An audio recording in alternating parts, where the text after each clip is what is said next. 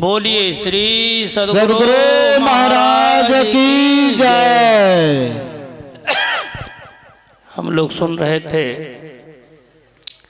कि यहाँ तो अपने आप को जय बनाने का कार्यक्रम चल रहा है। संजोग है कि इसी की कड़ी में पूज्यपाद का अवतरण तिथि भी समाहित हो जा रही है, जो बड़े ही विलक्षण प्रतिभा के संपन्न धनी महापुरुष हैं, जिनके बारे में कुछ भी कहना कम ही लगता है। महाभारत का एक वाक्य है, एक संसार में एक ऐसा काम है जिस काम को लोग कर लेते हैं उनका नाम हो जाता है, और उनके नाम से संसार के लोगों का काम हो जाता है।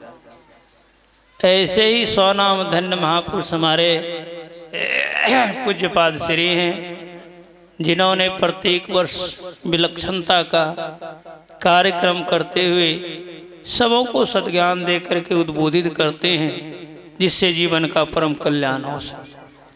हम लोग सुन रहे थे जयंती बहुवचन है, जयति जयतः जयंती।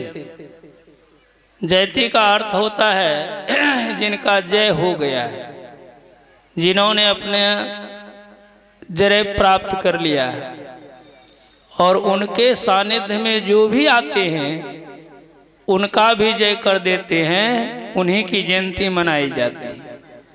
तो ऐसे महापुरुष होते हैं, उनके सानिध्य में जो भी जाते हैं उनका भी जय हो जाता है।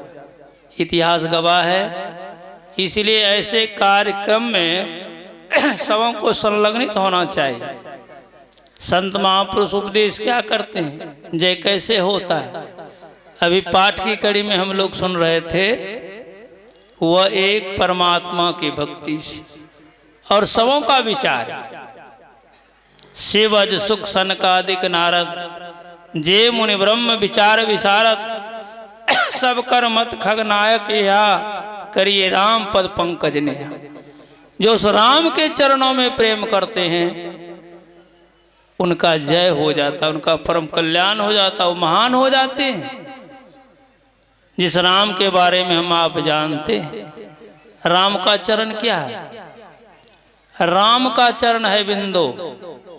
उपनिषदकार लिखते हैं, बीजाक्षरम परम बिंदु नादं तस्यो परिषितम सशब्दं चाक्षरे छीने निशब्दं परमं पदम।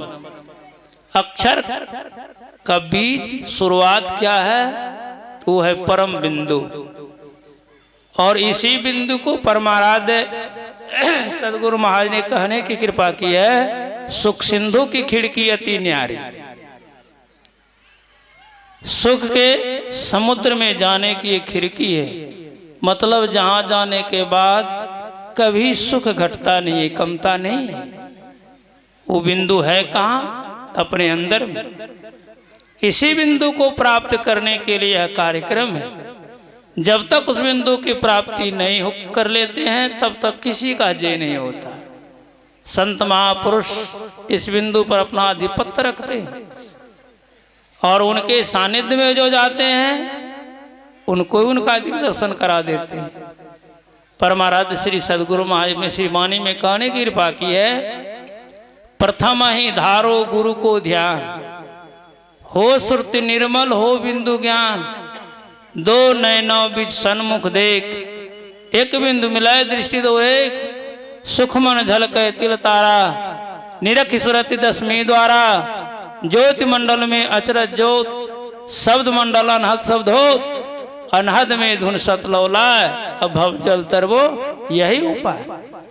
जो संसार सागर से पार चले जाते हैं उसका जय हो जाता है, उसका परम कल्याण हो जाता है।